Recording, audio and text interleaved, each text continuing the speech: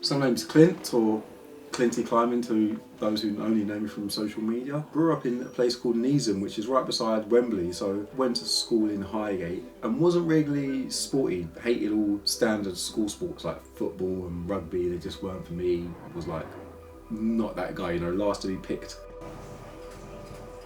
A lot of years later in 2016, 2017, a climbing gym called Arch North in Hendon opened, and just looking at this crazy building with all these colourful blobs on the wall and people jumping up and down. I mentioned being scared of heights, and one of the guys at the time was like, oh, it might help with your fear of heights, you know. Went for the induction a week later and was hooked. And then it went from going outdoors a little bit, you know, once a month, once every other couple months, to now going outdoors all the time. And now I've got to the stage where I'm like, oh, I can see what they're talking about. I love being in nature. I love freedom, the fact that you leave like your normal worrying, stressful week behind. You leave a million people in the city, pollution and London Underground behind. You feel the relief from being away from the city.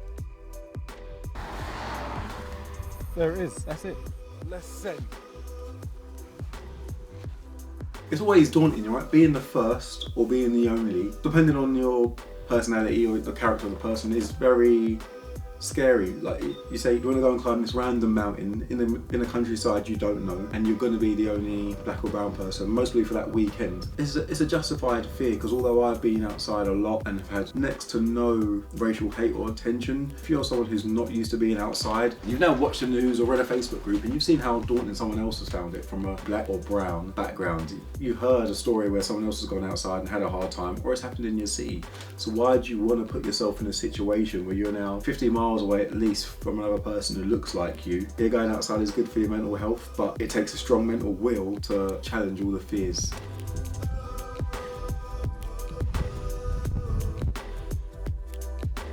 I think if you want to get people from working class backgrounds, inner cities, those who aren't obviously exposed to being outdoors, you need to make it easier, but you also need to make it cheaper. For a single mum of two who's got to spend £50 plus per child just to get them outdoors, it's really not going to happen. She's got to pay for these kids' school trips, pay for their clothing, the normal bills that everyone has to deal with, while still finding an extra 100, 150 quid to take her kids outdoors. Everyone says the outdoors is free, but it's really not. If you want to get people out there, make it more accessible. Maybe start off in schools, have more school trips, taking people outdoors and showing them how they can do it for themselves, because it's great when everyone jumps on a coach and they're up in the middle of a field or a forest and it's like, here you are. But you're not educating them on how to do it, so maybe show them how to do it while they're in primary school through to later years. Bigger kit discounts on train and travel, and maybe ones for their parents as well, you know. So if a teenage kid wants to go outdoors but needs to bring his parent, the parent can also get a discount and therefore make it more affordable.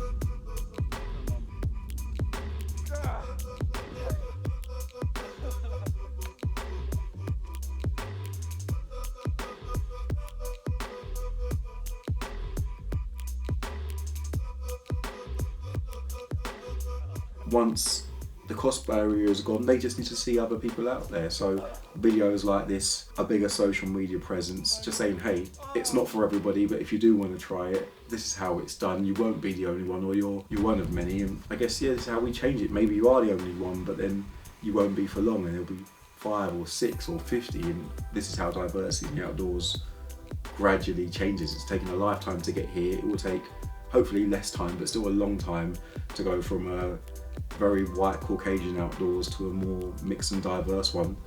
But steps like this video, like discount codes for trains, people like the protected landscapes, national trails, even the National Trust are there, because someone does need to maintain the paths, make sure the kissing gates and the gates that keep the wild animals separated from normal human traffic. They're all needed, and need to be able to educate people on the role they play, because the outdoors is free and is for everyone, but it does need taken care of. And the more of us that go outdoors after seeing videos like this, or being inspired and encouraged to go outdoors, the more protection the outdoor needs. While it's great that we're out there hiking, it's also our job to be respectful of the land that we have to walk through. It's amazing that organisations like Protected Landscapes and National Trails are there, keeping them well maintained, keeping people safe, keeping people educated. I do feel like the education needs to start earlier and deeper in the cities. I didn't find out about the companies I just mentioned until I was already outdoors, so it'd be great if these groups, if these foundations were seen more in schools and maybe adverts in inner city train stations, letting people know you can get outdoors, having the adverts, having the information in, say, national park huts is great, but if it's a national park hut, that person's already made it outdoors. We need this information to start sooner and earlier, and yeah, like I say, in schools, on public transport, in places where inner city kids go, and like, hey, you can go to Hampstead Heath, you know, it's only a train ride away and it's free, or you can jump on the train to the peaks, and if you do it in summertime, Protected Landscapes have organised, you get a government discount, and this is where you can stay and this is what you can do.